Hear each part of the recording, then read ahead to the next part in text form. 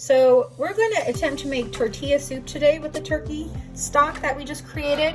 I'm going to try a new technique where you take beautiful dried chilies. These are called guajillo chilies, which is a popular chili in Mexico.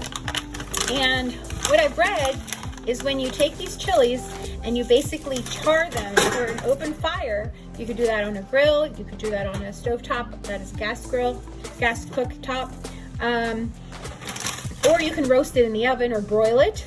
Then you're gonna enhance the flavor. So the first step we're gonna do is basically, and I like to do this with raw peppers as well. I'll show you how to do that. But I'm just gonna put these directly on the fire and let them char. Ooh, they're burning. Okay, just like that. I'm gonna turn off the fire.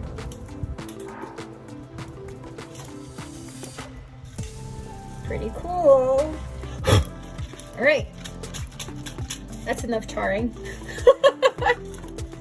I'm much more used to doing this with raw peppers, which don't burn like those dry ones do. That was something. So look, we got some really nice charring, right? So we'll see what kind of flavor we get out of that. But regardless, I like to do this with raw peppers. You could use red peppers, yellow peppers, green peppers, orange peppers, and it really will make this really delicious roasted pepper. So basically what you do is you put it directly on the fire. You do this on the grill, you can do this on the broiler, until it gets like really black on each side. And don't worry, because that's just the skin. That'll peel right off, and then you're gonna end up with this gorgeous roast pepper. I'll show you. All right, so the peppers we charred, you would just simply take off the stem and cut it into little pieces. And if you want your soup to be very spicy, you can leave the seeds in, but I don't want my soup to be very spicy, so I'm gonna get the seeds out. And then we'll get like these, basically these pieces of charred dried pepper. The very burnt one, I kind of removed the part that was like pure charcoal and just kind of left one that had more flavor. I think it'll provide some smokiness. Probably the whole charred thing would have been too much smokiness. All right, so now we have a blender. We're gonna put our dried chilies in there with no seeds or stems. And I'm gonna cut up an onion. I'm just actually gonna peel it and cut it in half, or fours maybe, and just throw it in there.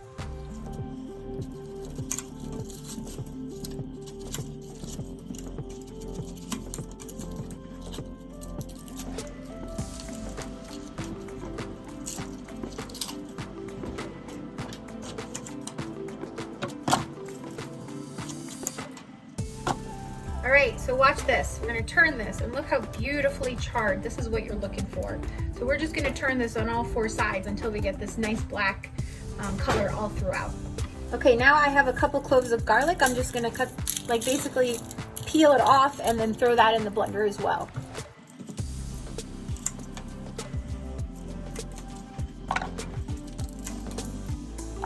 All right, I'm gonna ladle a little bit of the stock into the blender so that we have some liquid for it to grind up.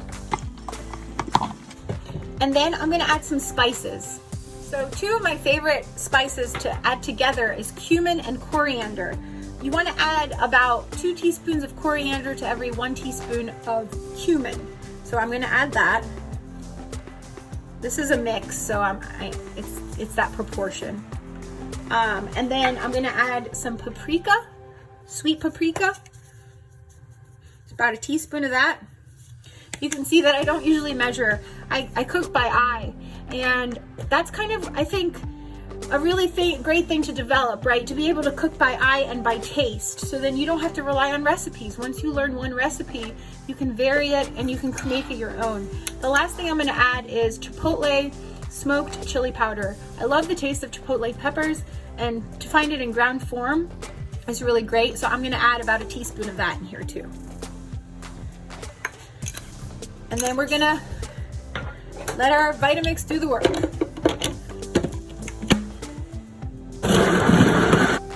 All right, let's look at our pepper. I believe we're getting real close. I'd say this side needs a little bit more, and then we're gonna put it in a Ziploc bag and let it steam. You can see the little flakes of skin coming off. It'll just be a second. I'll get my Ziploc bag ready. All right, I'm gonna turn off the fire and carefully with tongs, I'm gonna put it in this bag, carefully.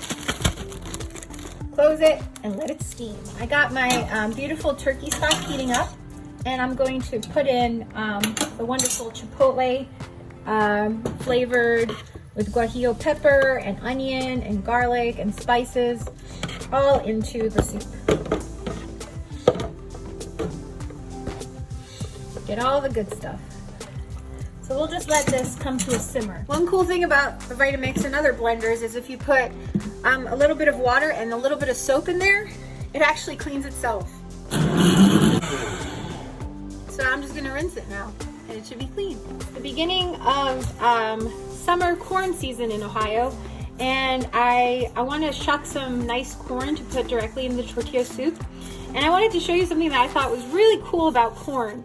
So this obviously is a unshucked corn. This is the husk, the green part on the outside, and you could quickly remove that by just grabbing several of the leaves and just tearing it. But one thing I learned recently is about this stuff we call the silk. So if you look carefully, the silk is a very important part of the corn's development. You see, each of these corn kernels was an egg, an ovary basically. And the silk is, the ovary develops one strand that goes from each ovary. This one's an undeveloped one. These little holes are undeveloped. So these are all beautifully developed. So what happens is each of these gets one piece of the silk, and it goes all the way up to the top. And the silk attracts the pollen, the male part, and it allows it to come all the way down and fertilize each of these. And in the case of this husk, this cob, there are some that unfortunately it didn't work, and they never were able to develop into the full corn that we love. But when you get annoyed removing the silk, just think about how important it is that without it, you wouldn't have corn at all. My mom tells a story of when she was young, they would save the silk, and they would make hair for their dolls with it. I guess this could be a brunette doll and this could be a blonde doll.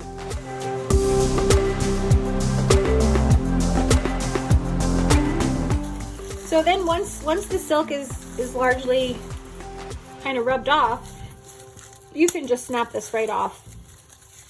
Of course, you can always keep it covered after you remove the silk and grill it right on the grates of a grill. So it'll protect the corn, it kind of steams and smokes. And then when you're ready to eat it, you can remove it. And also this part, you can keep it as sort of like a handle for your corn, right? Actually, I will keep it for a handle for my corns, because now we're gonna remove the kernels with a knife. So the trick here is, and I learned this from the wonderful Jacques Pepin, is when you shuck corn, a lot of people will have the blade kind of be perpendicular to the corn and kind of go like this. And that's all well and good, but if you want to do it more efficiently, he says to have it at an angle, like a 45-degree angle. You're going to get a lot more corn and a lot more efficiently. But you can see how the corn is going everywhere. So the other trick is to do this within a bowl. So let's try it this way. And don't throw this out, because there's wonderful milky goodness in here. So I use the non-sharp blade of the knife and just scrape off that delicious milky goodness into the bowl as well. If you want to make corn shucking even easier, you could put a little bowl right in here for stability, like this. And then you could also cut this flat so it has a really nice stable base. So like this, cut it flat. So now I have Not like this, but like this. So now I've got really better leverage. And if all these tricks, you don't like them, you can get a corn shucker. Now look at what the corn shucker does versus what I'm able to do with a knife. So sometimes unitaskers can be very helpful, especially if you shuck a lot of corn.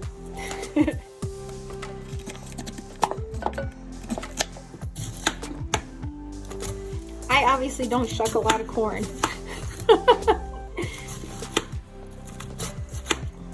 But I think we're okay. We got a good amount off. All right, so we got a decent job. I mean, you could get some of that milk down too. Don't like to waste food. Food is such a precious gift we have, especially so much that goes into it, to producing it, that we should try to really waste as little as possible. All right, corn shucked. I'm gonna use a can of black beans in my tortilla soup. So what I'm gonna do is open the can and rinse all the stuff that it comes in. That's a way to reduce some of the sodium and also just kind of have a cleaner bean.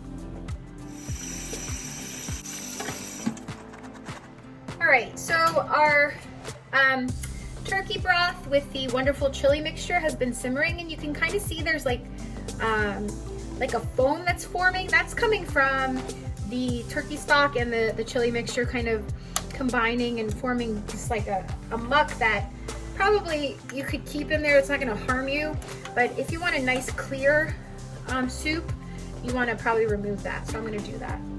I'm going to increase the heat a little bit to about a medium, and I'm going to dump the corn in there and the beans.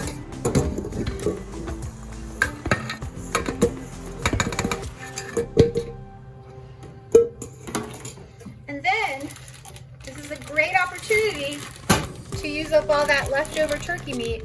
So I'm going to shred some and also throw that in there. All right, here's all our leftover turkey. It's mostly breast meat. I'm just going to shred it. Well, there's two different kind of styles in shredding or cutting up leftover, I would say, meat. Is like little cubes, or you could take it and like shred it. So you get like a different kind of outcome. If you want like pieces or shreds. I prefer pieces. All right, we got ourselves some shredded turkey meat. So we're gonna put the turkey meat into the soup. And just mix it up. It's starting to look really beautiful. All right, so we had a chance for the green pepper that we roasted, fire roasted, to cool and steam. So we're gonna get it out of the Ziploc bag. And watch this, this is kind of cool. Basically, the peel comes right off. And I have a trick. Take a paper towel. It makes removing the skin even easier.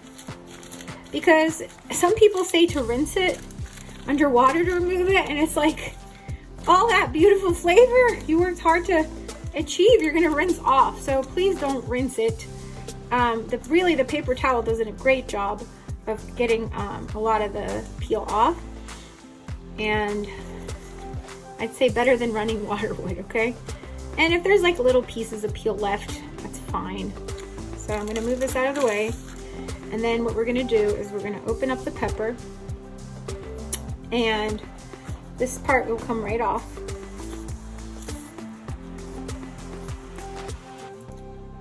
And then with the dull side of the blade, you can scrape off the seeds.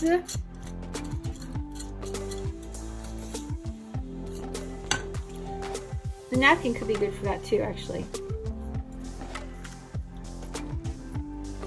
Check out what we have here. It's just gorgeous roasted green pepper, and you can do this with any pepper really, and it's awesome. And I'm just gonna dice it and put it in our soup.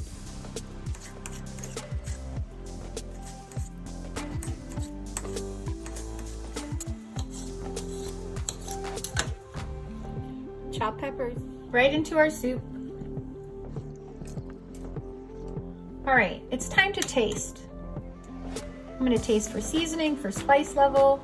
Wow, that is absolutely delicious. It has such depth of flavor with the chili. Now, I saw that in some recipes, they will put some masa harina, which is a corn flour with a little bit of milk in it. And I think I might do that because that will provide two things for me here. The corn flour, the very fine corn flour, this is the flour that they make tortillas with, will give the soup some richness and thickness, and the milk will kind of quiet down the spice. So this is the masa harina. It's an instant corn masa flour that you can make beautiful tortillas with, but in this case, we're gonna use it to thicken our beautiful tortilla soup. So the proportion I saw was 1/3 of a cup of the masa harina to 1.25 cups of milk. So there's our 1/3 of a cup of the masa harina, and I'm gonna do this 4 times to get 1 cup and 1/3. I'm gonna whisk that up.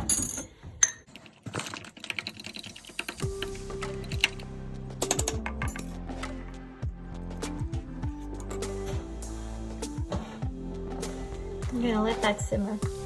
I have some great tomatoes that aren't super fresh, and I thought this was a great way to use them up. Soup is a really, really great way to use up things that are in your refrigerator that obviously are still safe to eat, but maybe aren't at their prime of freshness.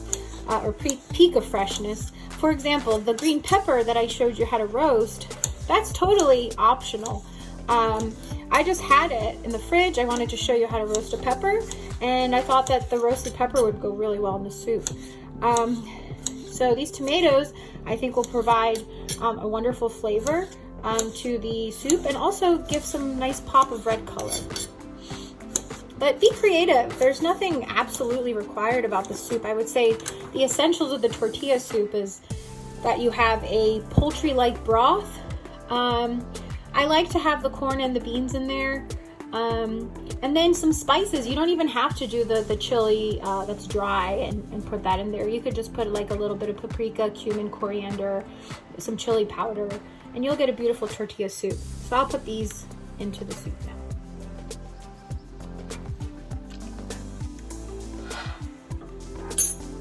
Oh my goodness, that is so good. I think it needs a little bit of black pepper. I really like the little bit of masa harina in there with the milk. It toned down the chili, but it still has quite a lovely flavor. In fact, I feel like it needs a little bit more spice. Not that the chili is not there anymore, but I think just a little bit of black pepper will just be just the right spice for my liking. Of course, adjust to what you like. I think the seasoning in terms of salt is pretty good. I'm just gonna add a pinch of that beautiful smoked Maldon salt, but I mean any salt will do. And I'm gonna taste it again. Clean spoon.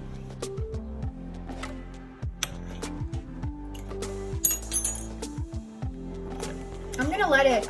The taste is perfect. I'm gonna let it simmer so that the masa harina can cook a little bit longer. While that simmers, I'm gonna teach you how to cut up an avocado, and we're gonna have a really wonderful meal. All right, we got ourselves a avocado, one of my favorite vegetables. I'm gonna show you how to tell if it's ripe and how to cut it up easily and safely. So obviously remove the sticker. And the way that I can tell if an avocado is ripe is not by this thing coming off and that's bright green, all that bull. It's really about the feel of it. So just gently press, and if it basically leaves an indent, so like if it gives your thumb a chance to indent into the avocado, it's probably lovely. The more ripe it gets, the softer it gets. Then you don't want to make it too soft because then it kind of starts blackening and stuff, and that's not good. So I think this is perfect. It just has a little bit of give. So carefully, like I taught you in the knife skill class, claw, right? Claw the avocado. This is a very wobbly right now, so we want to make it flat safely. So we're going to go around like this and twist it. And yes, look at that beautiful bright green color and softness. It's definitely ripe. Now, this part, you know, they say to pierce it and twist it. I find that really scary.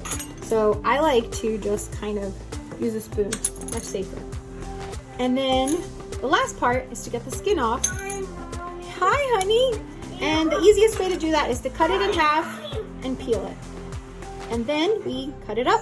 Mommy, and you got yourself a beautiful peeled avocado. Hi. Peeled avocado. Hi. Maybe. All right, so my wonderful son came home, so we had to take a little bit of a break. But I just wanted to say that when you cut the avocado, you always want to put lemon, lime, some kind of acid on it. That prevents oxidation. That's when it turns brown. This is essentially an antioxidant in the works, right? The lemon juice is an antioxidant, and so it prevents the avocado from oxidizing, which you can tell it's happening because it's turning brown. All right, here we go. We're gonna serve the soup, and then we're gonna add some cheese